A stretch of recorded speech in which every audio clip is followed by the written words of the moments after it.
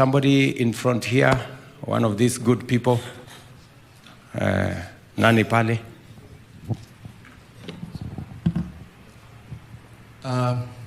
Thank you, Excellency. My name is Alawi Abzain. I come from the old town of Mombasa. Alawi Abzain. I've spent a better part of my life promoting heritage and culture. And in my travel around the world, I've seen that the old town or the oldest part of cities generate a lot of income. But unfortunately, when I look at the old town of Mombasa, which is actually the umbilical cord of Kenya, everything in Kenya started in the old town of Mombasa. If we take a trip here and go and look at the old town of Zanzibar, the stone town of Zanzibar, it makes millions, millions and millions. Your Excellency, I'm using this opportunity to plead to you that the old town of Mombasa, we need to have an old town planning commission that will plan the old town and make it like the old city, let's say of Rome or Zanzibar, such that the government can be able to make like 5 billion just from the old town. Right now, it is the way it is. That is one. Two, I've seen for many years the previous administrations, they've been writing off loans for sugarcane, coffee, tea. We come from the coast. Huyu mvuvi akiharibikiwa, mbona hatusikii serikali yetu ikisema chukua hii pole? Kwani sisi pia tunalipa tax? Kwa hivyo hili mimi linanihuzunisha sana. Kwa shauri, just like other Kenyans wakiharibikiwa, the other time tulikuwa tunaona 500 inapatiwa watu wa miraa. Sisi shamba letu ni Indian Ocean. Asante sana. Asante sana mzee Alawi. Nakubaliana na wewe ya kwamba we can monetize our heritage.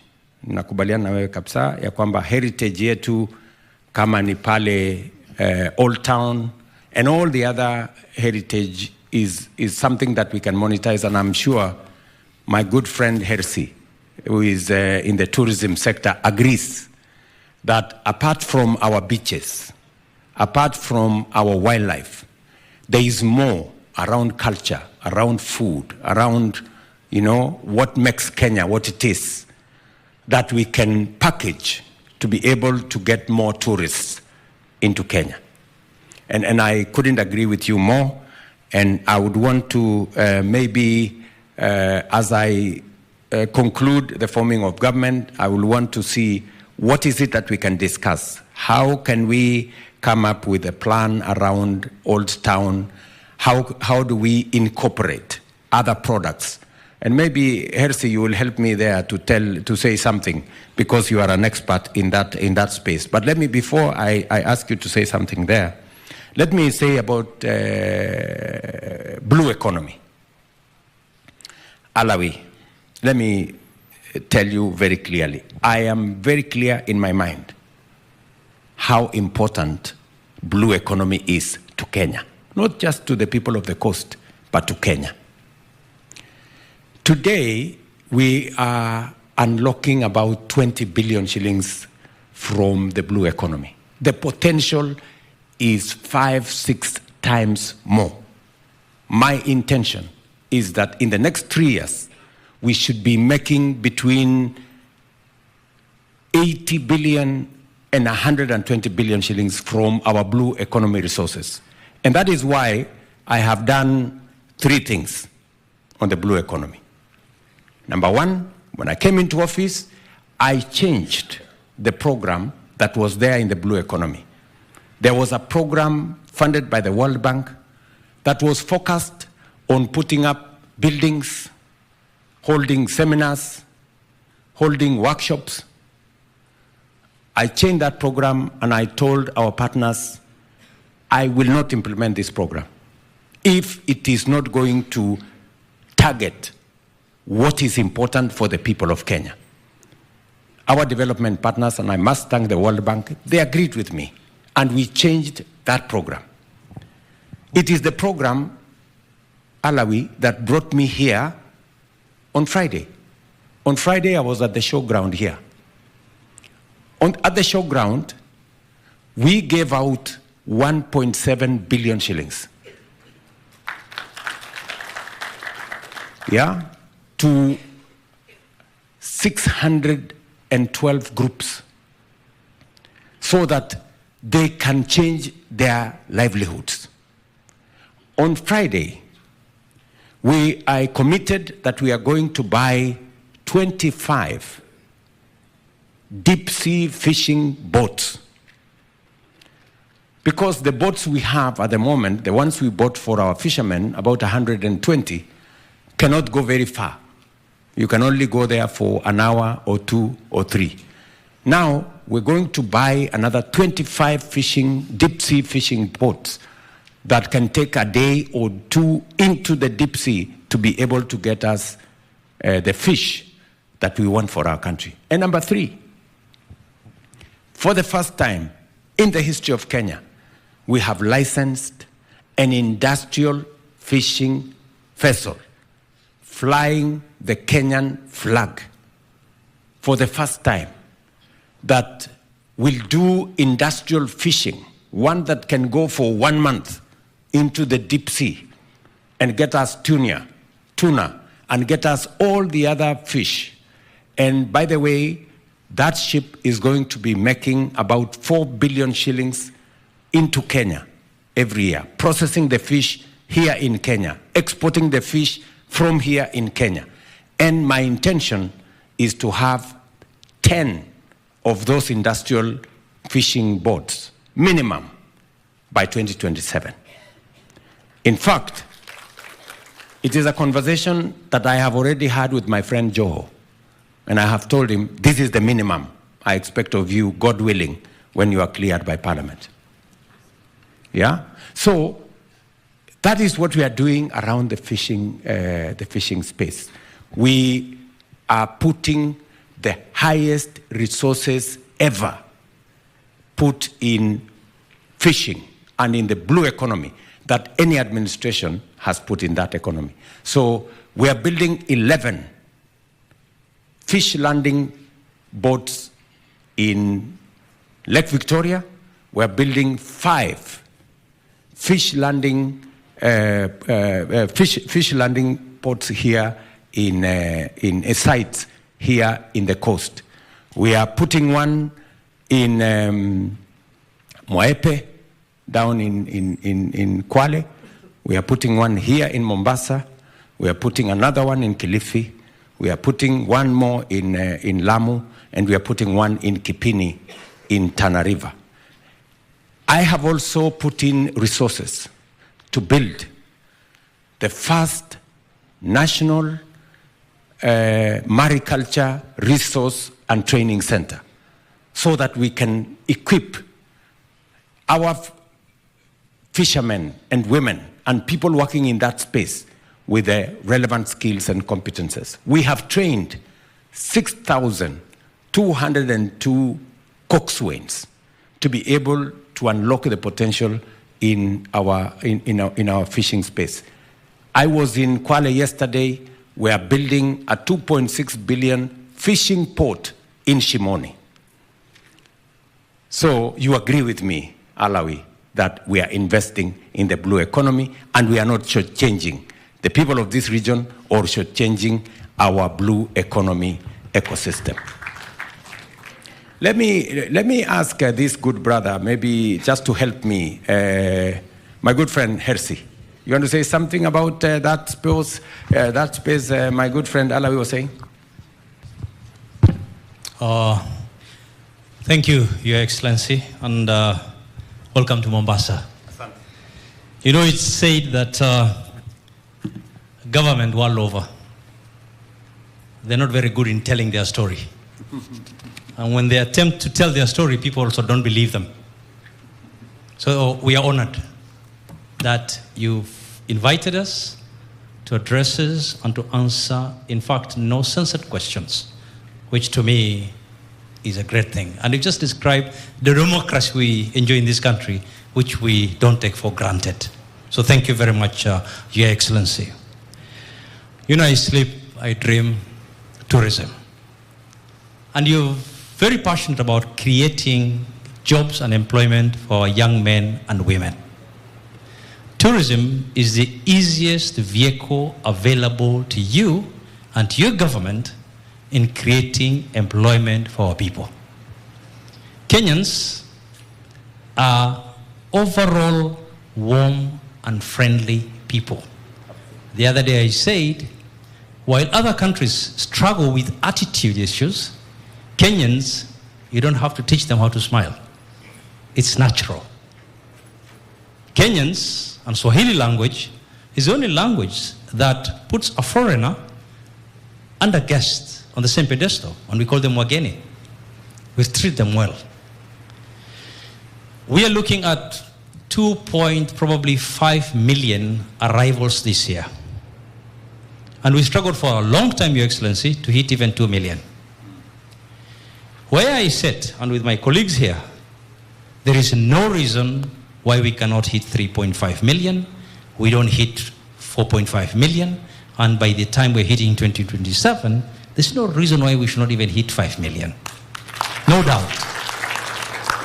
But Your Excellency, for us to do that, there are a few things that we need to do. And we call it the low-hanging fruits. No sweat, very easy things. Number one is accessibility to our country. You know, international tourism, for them to get here, Kenya is considered a long-haul destination. Anything above 5 hours is a long haul. Morocco, Algeria, Egypt are considered short haul, which is 4-5 hours. Kenya and South Africa are sub-Saharan, so we hit 8 hours and above. Now, coming to air connectivity is a big challenge. But I must also commend our national carrier. I'm one of the critics of our national carrier. But let me also tell you, Your Excellency, the day we don't have a national carrier is the day we will be spending transit time in Dubai for 11 hours. Ethiopia will be holding us for 14 hours to connect to another country. But as long as they know we have an airline, they'll never mistreat us. And one thing also we don't know is that our national carrier, despite all its challenges, is the biggest source of passengers into Kenya. 60% of the people coming to Kenya actually come aboard KQ. In a single day, they have between 110 and 130 flights daily. All the rest put together don't even hit 45%. Now that takes me, before I come to the open skies, Your Excellency, please address the issues bedeviling our national carrier. We've been bailing them out year in, year out. But there are some fundamentals that need to be sorted out. As a national carrier, they are not given priority at our airports, both Jkia and Moi International. When you go to Ethiopia, Ethiopian Airlines is given red carpet. BA is given red carpet at Heathrow, but KQ does not get that.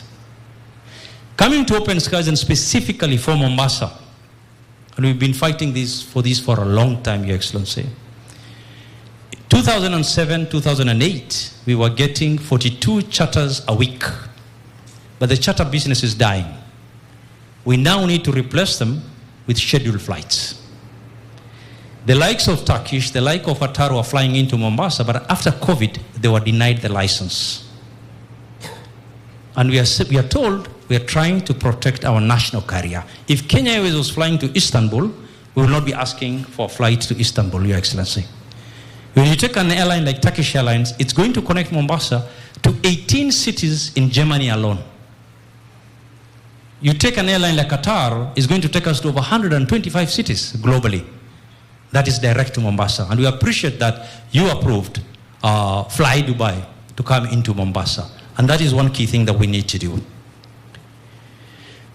Next is tourism investors. Your Excellency, good news is we have a lot of people who are willing to come and invest in Kenya today. Beach hotels. But guess what? Getting land is a nightmare. Getting land is a nightmare. When you go to Diani today, and you go from Indian Ocean Beach Club all the way to Galu, you will find a lot of parcels of land that are still empty. 10 acres, 20 acres, 30 acres. Your Excellency, most of these guys were allotted this land at independence. They were allotted this land, second president when he came into power. Zanzibar next door will not allow you to sit on a piece of land for more than 3 years. You either develop it or you surrender it back to government and somebody takes it. So Your Excellency, as we sit now here, we have had investors who came here, they've disappointed and they've had to move elsewhere because getting land is just next to impossible. And when you get the price people are asking for, and yet they were allotted for free, and they sat on it for 40 years and they did nothing with it. So Your Excellency, that is something we really need to address. We've already brought it to the attention of Her Excellency the Governor, Kwale, and she's committed to address this.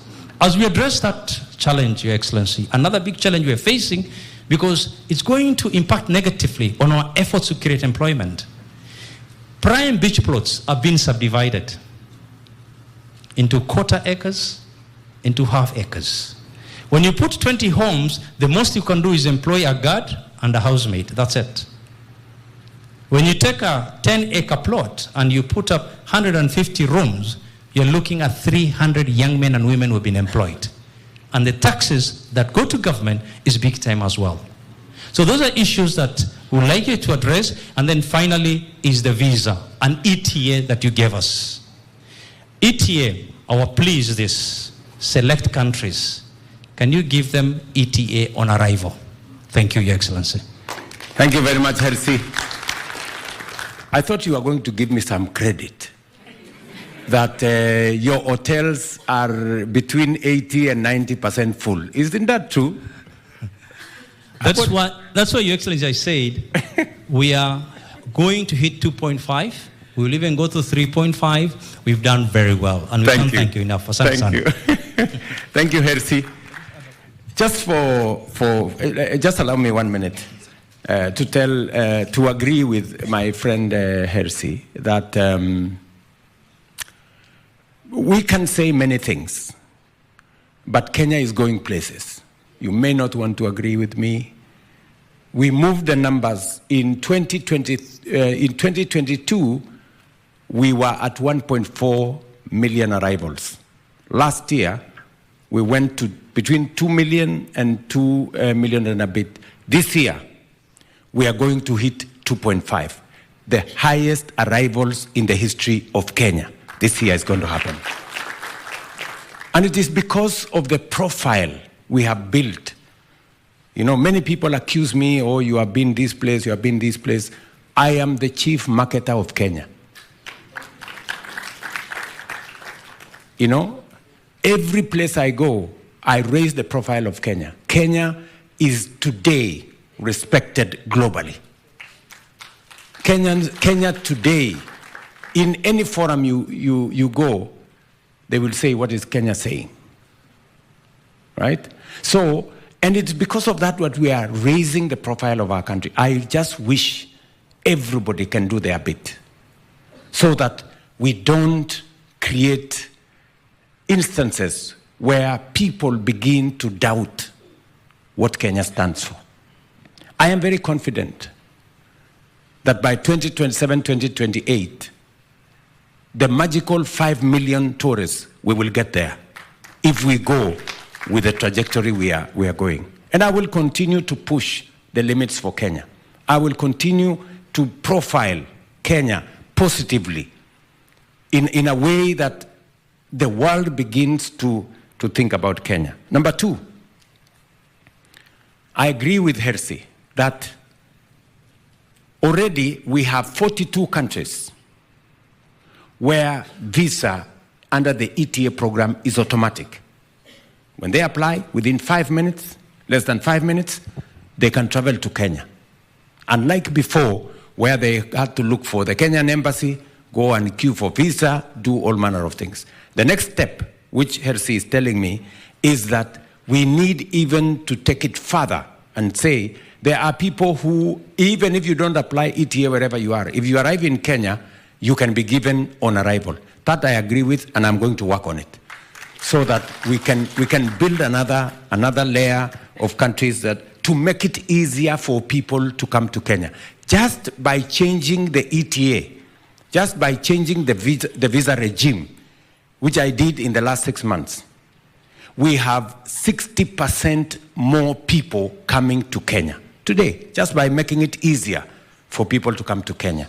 Many people were asking me, why are you doing this? Oh, the country is going to be unsafe, and that kind of thing. I mean, we have made sure that there is sufficient checks and balances for us to make sure that Kenya is accessible. I agree with you that I need to do something about Kenya Airways. And I want to just relax, kidogo. Something needs to be done about Kenya Airways, and I am working hard at it. For your information, this year, it is the first year Kenya Airways made a profit. First year. And I still want to work on it. Bado iko na kisirani kidogo, but I'm working on it so that we make sure that we straighten it and it can serve our country better. We still have a long way to go, and I'm still applying my mind to it. I agree with you that we need to approve a few more airlines. It's a delicate balance, people. It's a delicate balance between allowing more people to fly here, because anybody we allow to fly here, they must also give us an opportunity to fly to their destination so that it becomes even. So we are discussing with other airlines. We just approved another 4 flights by the UAE airline, what is that, Etihad? Yeah, Dagar is here. We've just approved Etihad to fly 4 times a week. So we're looking at other opportunities for us to be able to get more flights. I have heard you about Turkish Airlines. We will look at it. My PS Dagar is there. Please let Turkish and Qatar. So we will look at it. But you know, there is something called in law quid pro quo. You scratch my back? Yes. Yeah. So we don't want just to do it. And let me say, just give me a minute. Let me say this. It's true. Land is a problem in Kenya. It is the reason why real estate is very expensive in Kenya. And it is the reason why I decided that to be able to build affordable housing, we are going to use public land. That is why we have managed to reduce the prices significantly, because the land cost was contributing 40% of the cost of every house. But now when we take out the land cost, we substantially reduce and make it affordable for more Kenyans to be homeowners. We will need to think about what we are going to do so that we can make investment, especially on tourism infrastructure, much more affordable. By the way, I am doing something on some of our conference facilities in Bomas, here in Mombasa. We're trying to get investors to be able to support us in that space. And I'm also doing something, one moment, I'm also doing something about the airport. Let's be honest, Kenyans, let's be honest. Yani, the airport we have in Nairobi is made of canvas. Inajengwa na hema. In the middle of tarmac, that is the arrivals. I mean, this is a temporary structure we put up almost, 7 years ago. We don't, Ethiopia have a brand new airport. Rwanda have a brand new airport. And it is the reason why we need to work with investors to give us a new airport in Nairobi. I have seen many people saying, William Ruto wants to sell the airport. Am I a madman? Sure, how do you sell a strategic national asset? You have to be insane. So we must have the right investment for the airport. The airport is a strategic government asset, national asset. What we want to do in the airport is to work under the PPP program. And people must understand PPP has the potential, public-private partnership has the potential to bring in private sector money, blend it with public sector investment to be able to create an outcome that brings win-win. Let me tell the people of Kenya, for example, let me give you an example. We are all celebrating the Nairobi Expressway. It nowadays takes 5 minutes, 10 minutes from the airport to Serena. True? Yes. Do you know that that Nairobi Expressway was not built with the government money? It was built by the private sector under the private-public partnership arrangement. And that is the model that we are going to use to extend the superhighway from Nairobi to Nakuru to Eldoret to Malaba. That is what we're going to use to do many of our roads. That's what we want to do with our airport. We want to work with the private sector for them to do 3 things that are critical for our airport: to build a new terminal, to build a new runway,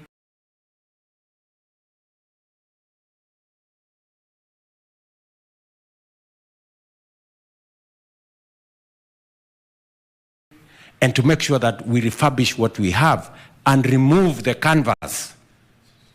Ile hema iko hapo ambayo sasa ni arrivals. It's a very shameful thing.